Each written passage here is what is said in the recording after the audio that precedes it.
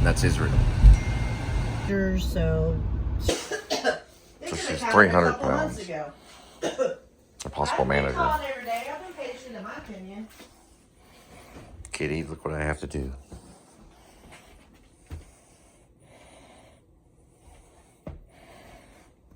Thank you, R2. There's Linda's feet. No touchy. 6-inch and 6-inch. So it goes to still frames.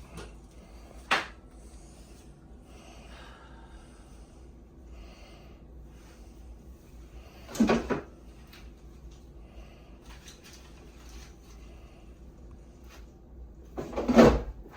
the point of a sandwich on chips?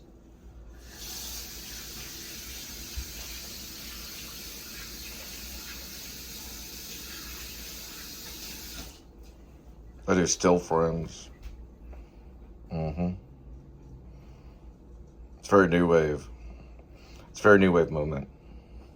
It was mostly filmed on a Sony Venice 2.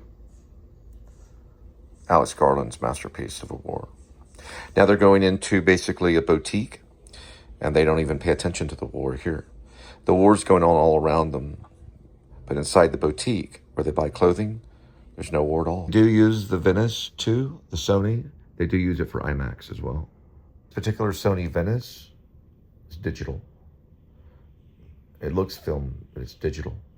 In Alex Garland's 2025, The Civil War, we learned that it's kind of a race war. The Western forces have a mixture of multicultural forces, while the other forces are very racist. We'll find that out here when Jesse Plemons asks everyone, that the press, that's the press, what kind of American are you? We learned that a lot of it has to do with the race. And Jesse Plemons is playing this like psyched out, drug-induced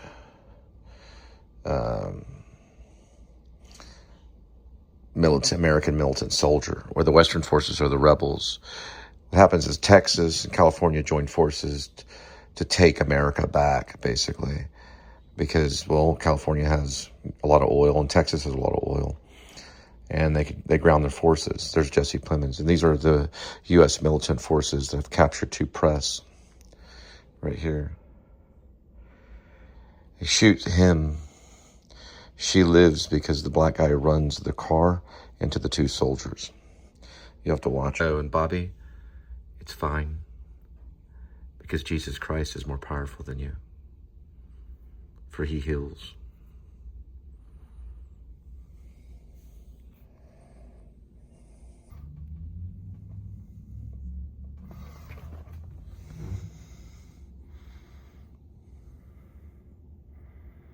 She's still hot.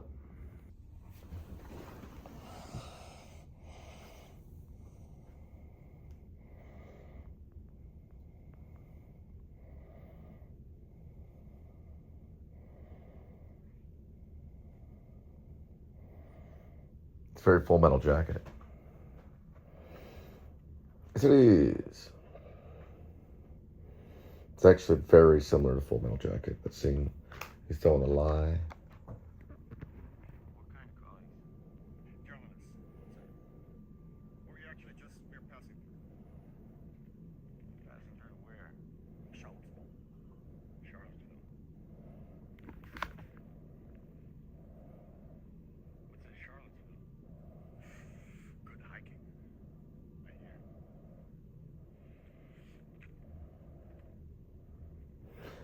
Three cuts?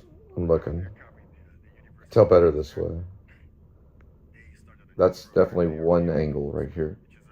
That's the secondary angle breaking the 180. Going back from the 180. Over the shoulder, known as V shots. That's making them look great from going down and up. That's the third shot. So we have 1 and 2. It stays a long time on each. Then we have almost establishing shot of all of everybody. Kills the Chinese guy. And then we go back to the shot where she looks great again. Basically from down and up. then back to this cowboy, almost a cowboy shot. This is almost a wide shot. There's kind of a cowboy shot, and then another cowboy shot, bust up to a certain degree. Another cowboy shot, very Western, then going to V shots, and then going from a full metal jacket shot, you could call it, from below and up, very Kubrick. Now we go almost to full body. So it changes it up a little bit, which creates a sense of uneasiness. Then it shows everyone here. Several shots in this. I would have done it all in one shot. Kirsten does something very interesting. Whenever he pulls the gun, she slightly shifts her weight. She must have learned that somewhere.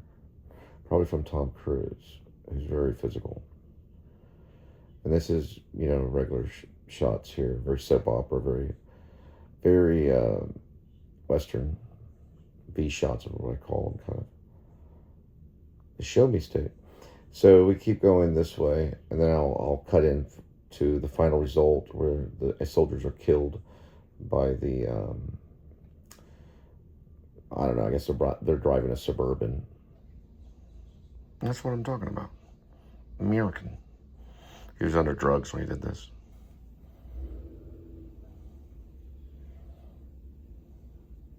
The soldier definitely was on drugs. Whether Plemons was not, I can't tell. Suburban gets him eventually. He doesn't get him quick enough. Unfortunately, he says from Hong Kong, he takes him out. So the next step is to question everybody else. The younger and the older female photographers lose it. And the man photographer starts to lose it, and boom, we get hit. Right into the hole. He gets hit later. He saves him. They jump in the press Suburban, and they take off. Later, they'll get shot at.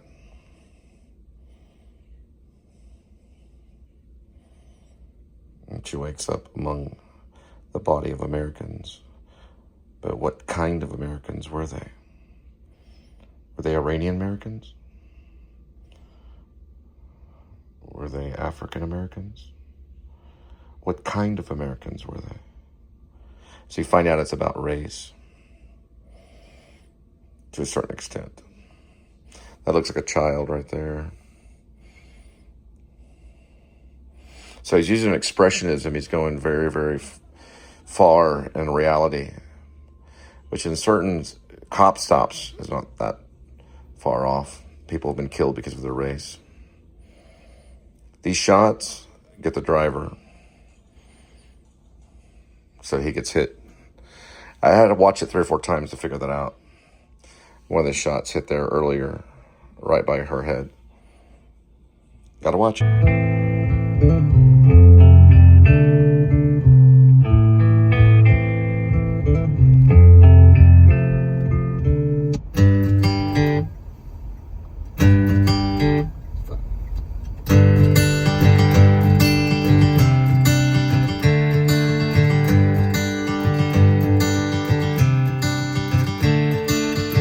Another turning point, a fork stuck in the road. Time grabs you by the wrist, directs you where to go. So make the best of this test and don't ask why. It's not a question but a lesson learned in time. In the end is at the time of your life.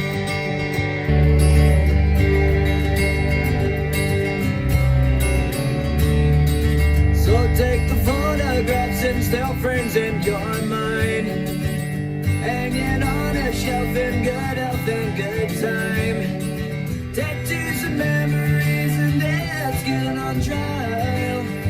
For what it's worth, it was worth all the while. It's something unpredictable, but in the end is right. I hope you had the time of your life. All right. Happy birthday to me. It's July 29th. I'm now 53 years old. I'm as old as Get Out. no movie star talk. Now, I was born in the 70s, a time when 35 millimeter was the only way to capture anything, even for television. And they had video, but it was really raunchy. But now we have everything. And we still are afraid. But we have the whole world. You have all the money at your fingertips. All you need is one of these devices, and you can make all the money in the world as long as you go to YouTube and learn how to do it. My show got some good views the other day on a certain thing, and I'm really happy about it. I'll talk about that later. And I'm currently watching Civil War, directed by Alex Garland. It made my top 11 alternate. That's where I always say Eamon Goth has a sniper rifle hiding somewhere. I don't know. I'm just crazy. I'm a Schindler's List fan. All right. I'm a film buff, but I like to watch movies. I try to watch 2 a day, or at least 1 a day, or I try to watch 2 vlogs a day, something like that. My favorite vloggers was Adam the Woo, but I found out about vlogging through Jordan the Lion. I saw one of his vlogs the other day. I also like Scott on Tape. I like Lamont at Large. He was out here not very long ago doing Rod Roddy right down the road here. Lamont at Large. If he does know about me, then he'll make fun of me. There's a lot of good vloggers out there today. I am a vlogger, filmmaker, wannabe. I did write some scripts last night, so I'm working on the final edge of Your Love with Paid Training. You may be watching a vlog. You are watching a vlog about a vlogger that becomes a filmmaker. Just like whenever you watched the Jake Paul, what's his name? We fought Mike Tyson, and he slowly got to the point of fighting Mike Tyson. Well, this is me convincing Bradley Cooper to find me funding, probably Spielberg, or someone that he knows that secretly could get me funding for Your Love with Paid Training, or maybe some other script that I have. I have a Texas Werewolf script too, and I'm all cool about improv. I'm 53. I'm waiting for my dream to come true. I think it will. I think you guys will help me. I also have a script about a projectionist. He goes all the way from Fort Worth to Hollywood and gets in some trouble. He falls in love with a B-star movie star, gets locked up for a little bit, and he meets an Asian lady in a therapy group, and they go elope to Vegas. It's kind of Brian De Palma, a little more complex, but I'm a big Quentin Tarantino fan, but he's not my favorite. Favorite director is probably between David Lynch and Stanley Kubrick. I really like Stanley Kubrick. I think he's smart. I fall asleep every night to the director's, is it dossier? These guys that they got an iPod on Apple iPod. They talk about directors. The director's dossier. They always talk about Kubrick. They're usually talking about Kubrick. I fall asleep to that every night. And they talk about Scorsese. And Scorsese's always been my favorite. But I like David Lynch and I like Stanley Kubrick. Scorsese's amazing.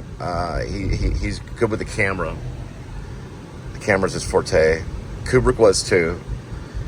And then I'm also a Woody Allen fan. What can I say? I like all the greats. I even like Alex Kendrick, who is a small-time filmmaker that made a film called Flywheel. He also made War Room and made like $50 million in one weekend. And he's also a minister, and he's a screenwriter on Google. So if you look him up on Google, he's considered a screenwriter. He's a pastor of church, or he works in the media department. I like them all, and I got friends that work in the church that like them all too. It's hard not to, but we have to pray about it. Look at this shot. So if I have any birthday wishes, it's pretty simple. I would want to become a better writer. I want to become a better filmmaker, and I would want to become a better actor. It all started with acting. I started acting in high school. I won Best Actor for playing the pilot in Good Woman of Szechuan, Bertolt Brecht. I won an Irene Ryan in college for playing Stanley Kowalski, Alec Baldwin's role. Kind of Marlon Brando did a bit. Alec Baldwin nailed it. But Marlon Brando did pretty good too. Am I lying? Yeah. It was Marlon Brando that did better. But you could tell, though, right? Marlon Brando was better. Marlon Brando was good. He was the best. He's my favorite actor. Gary Oldman. I like Gary Oldman. I said no movie stars, no movie stars. Okay. So what do I like best in life? Well, I love God the most. And I love my mom. And I love all my ex-wives, even though they were mean to me. But I love them anyway. And I love my current beloved, who helped me with the show, who has done a whole lot for me. So I did 13 pages last night, and I did it all in one night. It was very difficult. And your love with paid training is, it would be really risky if someone put money on it. I like the third one, though, the baggage claim one. We're going to look at Rent. And Rent is playing August 2nd. Ain't Too Proud is playing on September 29th. And here we go to drop food at your doorstep. More thing. I put it in there for Hernandez, Officer Hernandez. One more thing. Predictions. Okay, so I always wanted to live to 77. But Mel Brooks is 100. He's doing fine. Telling jokes, walking around, eating egg sandwiches. Don't do that, Mel. You know what to eat. But he discovered David Lynch. But he's 100 years old. So you may curse his name because he's, whatever he is. But a lot of people don't. A lot of people love him, regardless of what he represents. I know that I've been mean to certain types of people, and you'll have to forgive me. The whole rib thing is just my imagination going too far on a novel that I'm working on. To help me write the novel. I'm on chapter 111, I think. So it might go further. And then there's going to be a rib 2, and then there'll be a rib 3. It gets really weird. One of my favorite writers is Kurt Vonnegut, but I also like Stephen King. My favorite Stephen King book is Misery. My favorite Kurt Vonnegut book is Slaughterhouse-Five. I don't really have a favorite book. But the best book to read is the Word of God. The living Word of God. It's called the Living Word of God. And it's a living word. It's alive. And it'll teach you how to treat other people, especially the New Testament. I watched Last Temptation of Christ the other day and had to pray about it.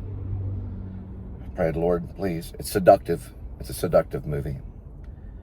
There's no dry humor. And someone gets hurt in it.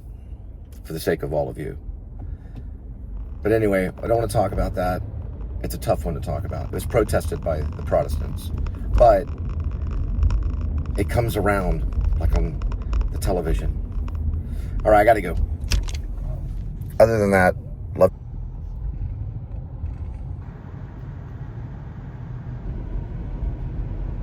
This is a great gas station for Upside.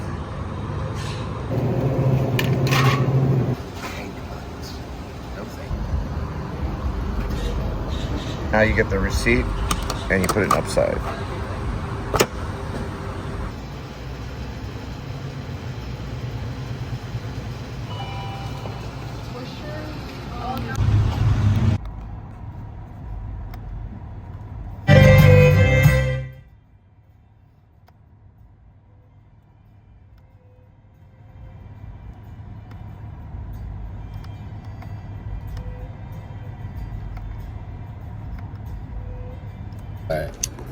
Unlike Bill Cosby, I do a Coca-Cola, not the Pepsi.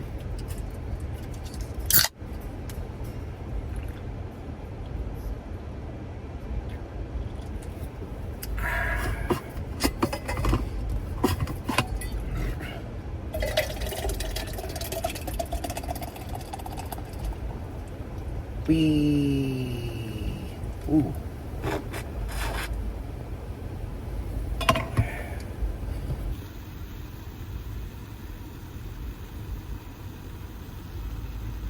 One of the greatest stories I think Adam the Woo told on his vlogs was one time he went back to areas of his hometown in Kissimmee and things like that, and he talked about, it's hard to find this, but he talked about getting a burger when he was a kid, and he went under this staircase thing with his friend, and he was about to eat the burger. It was like a McDonald's burger, I think, and his dad pulled up in the car and was real bad at them. That was one of his stories. I think Adam was doing cinema. Yeah, he was doing cinema. And see, the thing is that they always take the YouTuber and then they change them to kind of what they did with Barker. I can't think of his name. But his name is Barker, Curry Barker. And they change them so that they're like more cinematic in Hollywood. I don't like that. I think what Adam was doing was cinema. Okay. Papa John's. Probably about right there, on our way. Papa John's. I don't know, but people can look at the plate and know what part of Alabama they're from. It's called FBI. There's probably 3 of them right there. Look at that right there.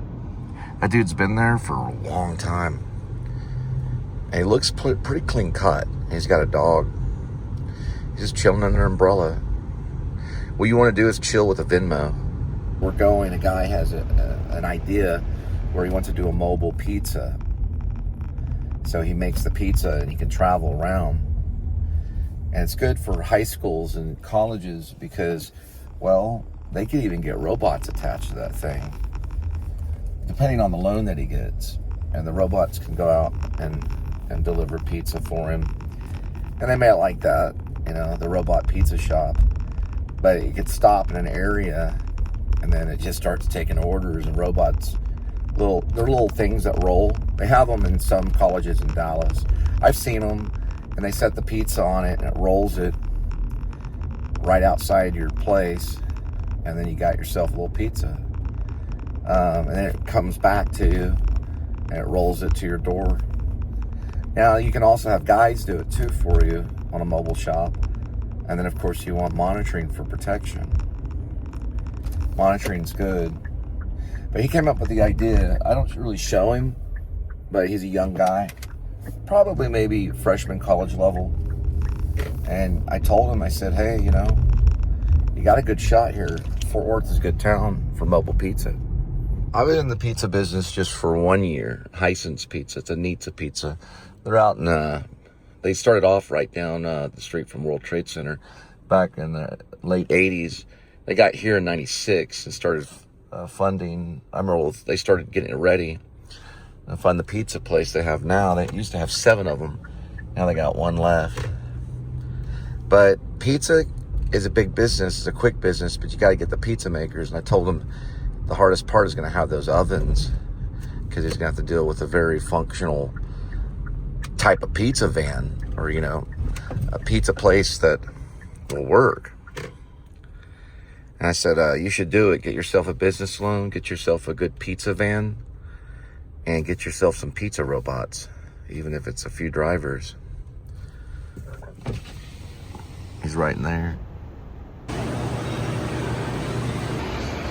Yeah. Told him God bless the First Amendment. He said he didn't have it. I said, are you sure about that? Then he checked again. And he got it.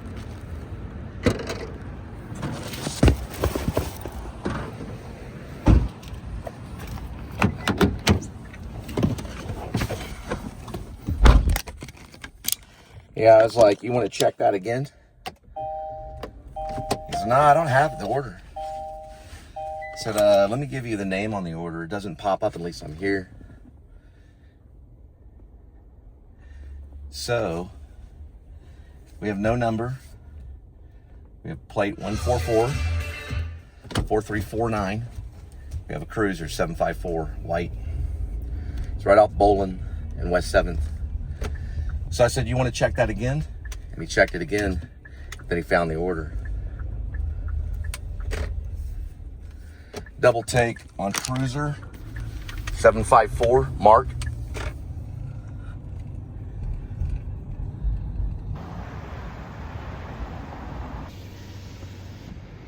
Yeah.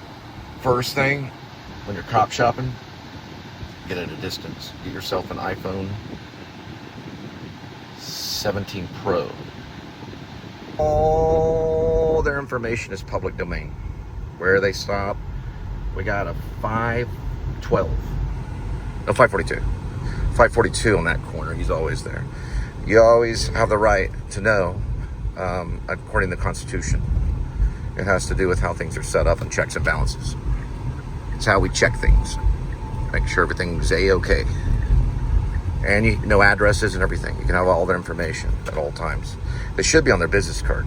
Cops' business cards, it's full name and address. On a business card, it's full name, address, and social.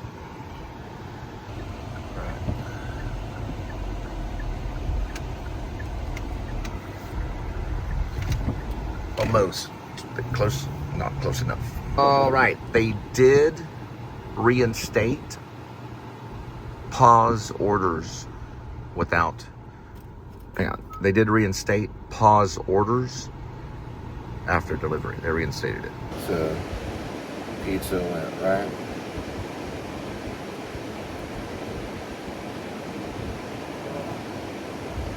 My body was trying to train myself.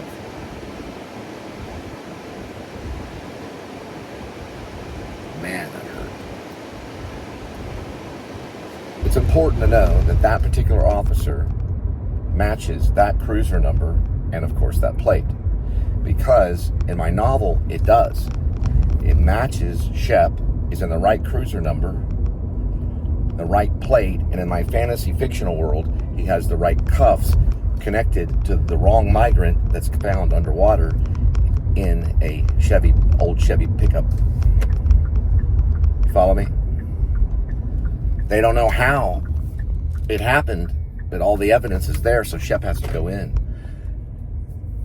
Shep does make bail because it is somewhat circumstantial. They do have video evidence because they see his face. But what you realize is that he was set up because of a mask that was made by Lieutenant Daniel Lucius Kopex, who's not even a police officer. He was set up.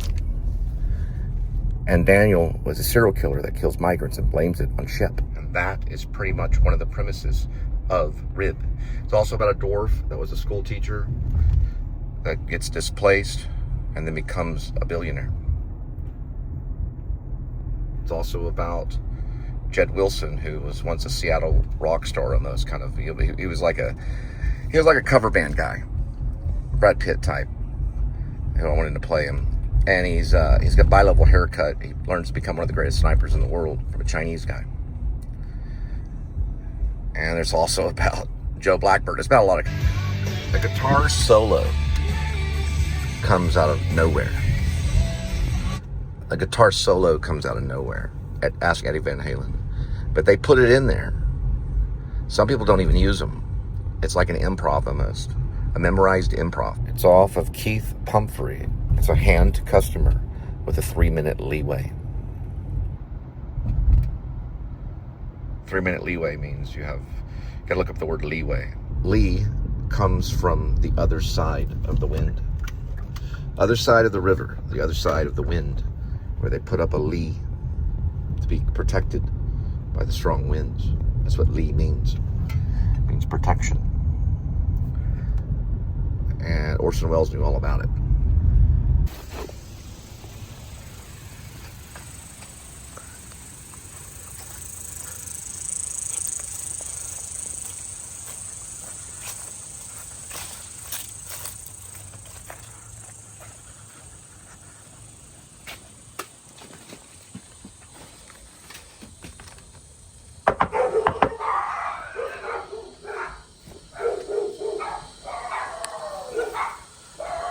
Now, faking a short temper can be useful in an investigation. Ask a good cop, bad cop association. They're usually always good cops, right? But when they're the good cop, bad cop, sometimes they fake it. I try to make you a cop. I try to make you a cop. But you blow it. You blow it. You blow it. You blow it.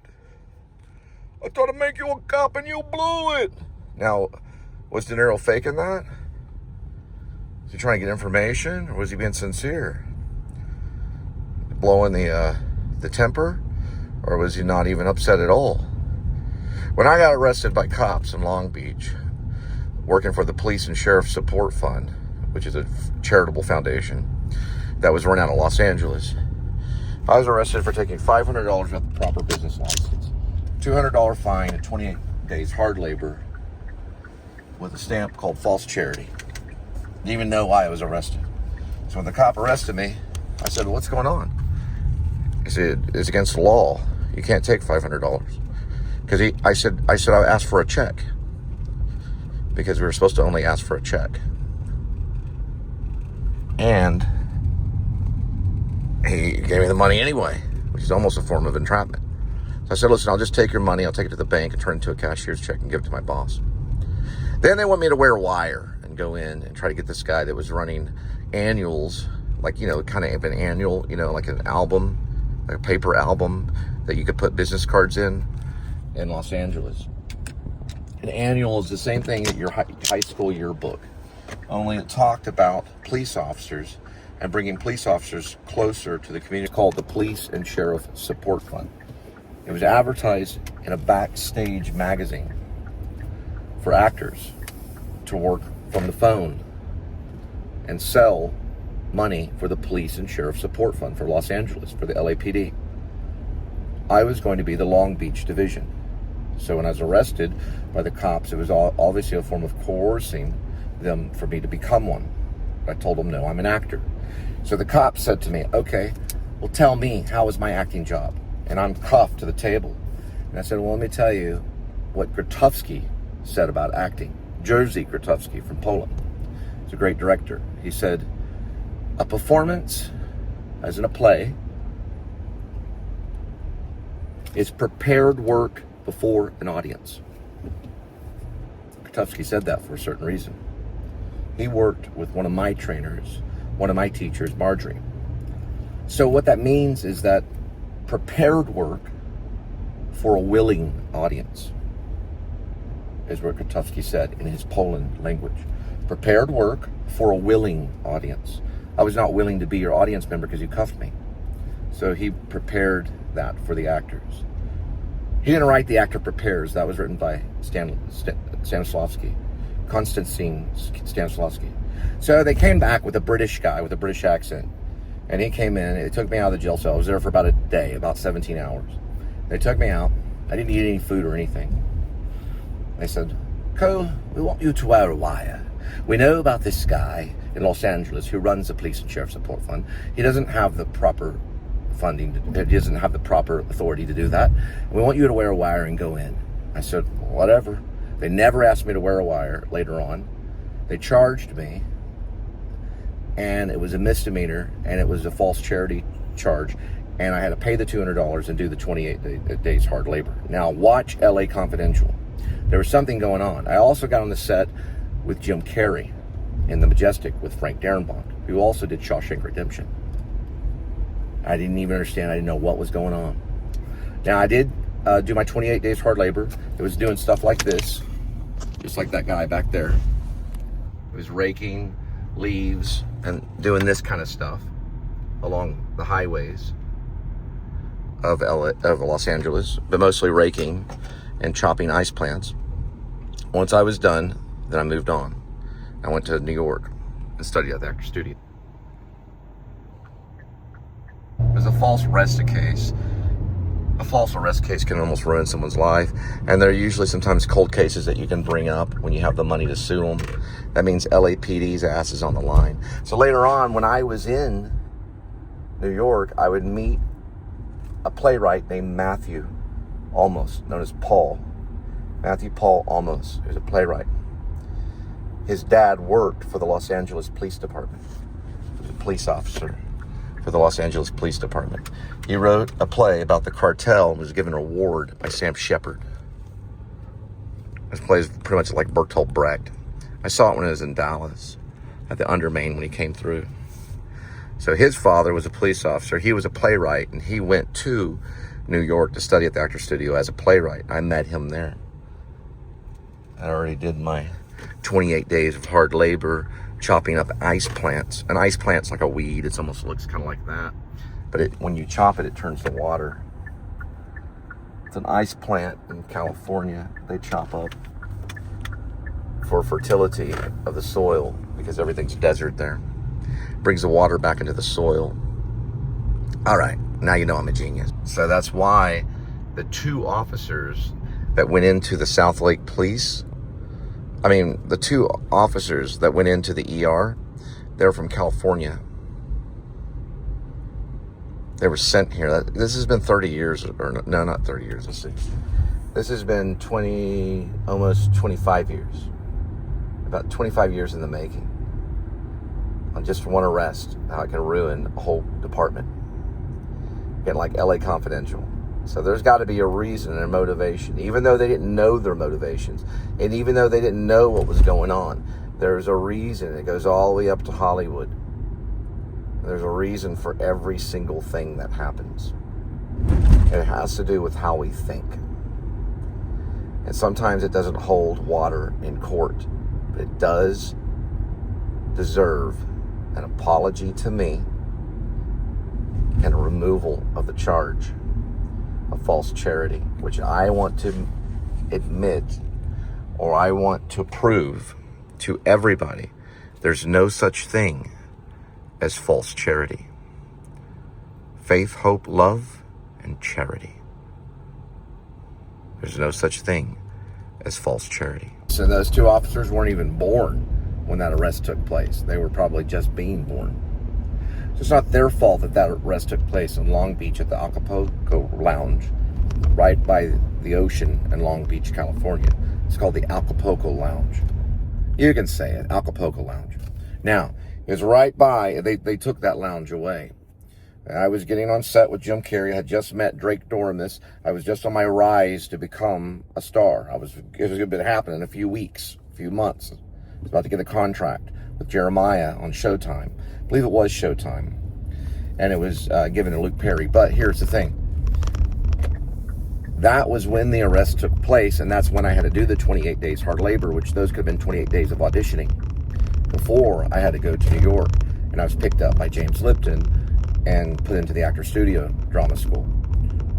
So you can see what one arrest can do to a person, even though it's a minor charge, and I don't even know what's going on. I'm just trying to make gas money to get into Hollywood, right from Long Beach, because I lived in Long Beach. So I went on backstage. There was an advertisement that said the Police and Sheriff Support Fund. There were a lot of people working for them at the time. They were to call people on the phone and ask for money for a annual, it's like literature, that's about the Police and Sheriff Support Fund. And it's also about police and the community coming closer together. So we would take money, we'd put that money into the annual, then we would take the money to use as payment and find more customers as a foundation he was creating in Los Angeles. Supposedly the guy said they raided the place. They just didn't understand a non-charity foundation. So he was able to take money because he showed me his badge. It's just like the thing where you could go take money.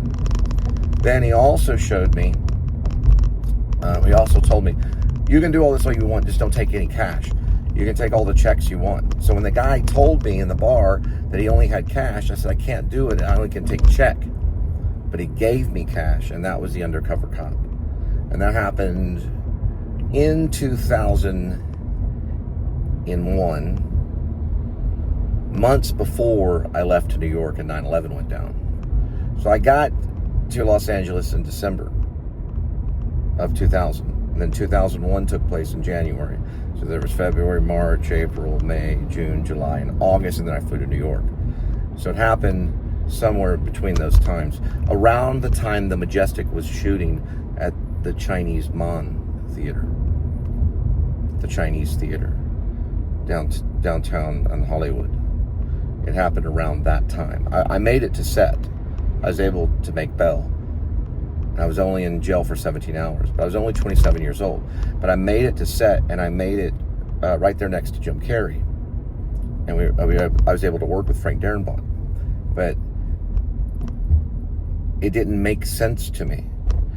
False charity didn't make sense to me. Because someone else told me, you get on the phone and you call them and you just use the phone book. Hi, yes, I'm working for the Police and Sheriff Support Fund. We're collecting money for an annual that we give out that helps the community get closer to the citizens of Los Angeles and to the police, so the police can come together with the community that kind of thing or whatever. It was a script so the police can know the community better and the community can know the police better and to bring them together. But they can't do it without understanding charity, because there's faith, hope, love, and there's charity. So it was a false arrest, and that's usually in the millions, and in some cases could even be in the billions. Okay, we're waiting for that day to go in and introduce them to RIB. Now, some of those officers are no longer around. Some of them are no longer around. Some of them are even in prison.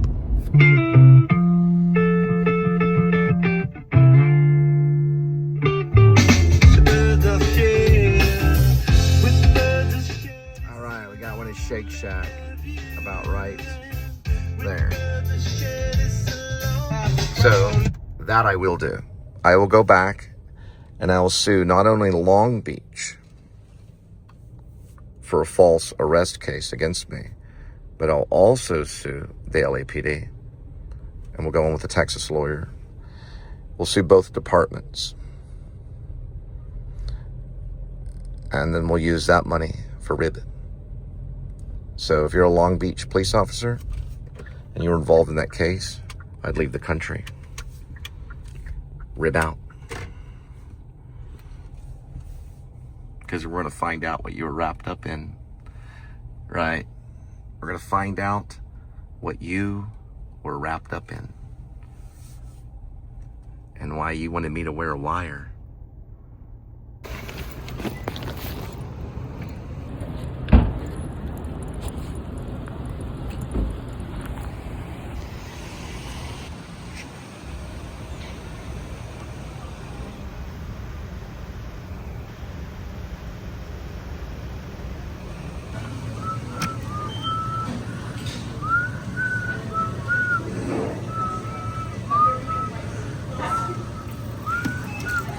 Realize, guys, I was falsely accused of something that does not make a lick of sense.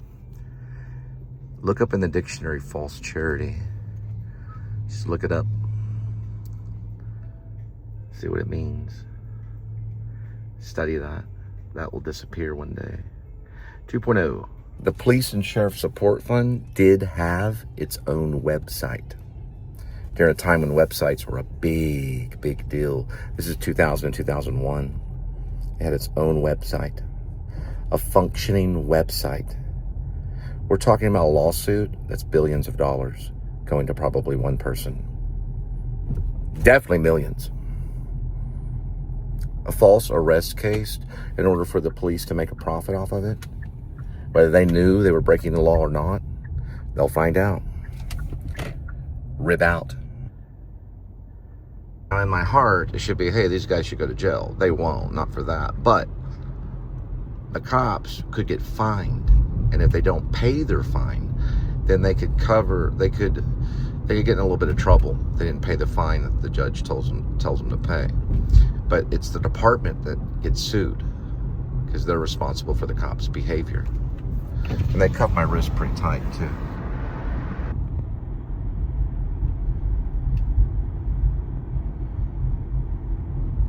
New house going up. I'd sue for $1 billion, dude. The department may not have that, but yeah, they could owe you quite a bit. They endangered your life and arrested you for something that didn't make any sense. And I remember one of the officers saying, hey, we just arrested a scholar.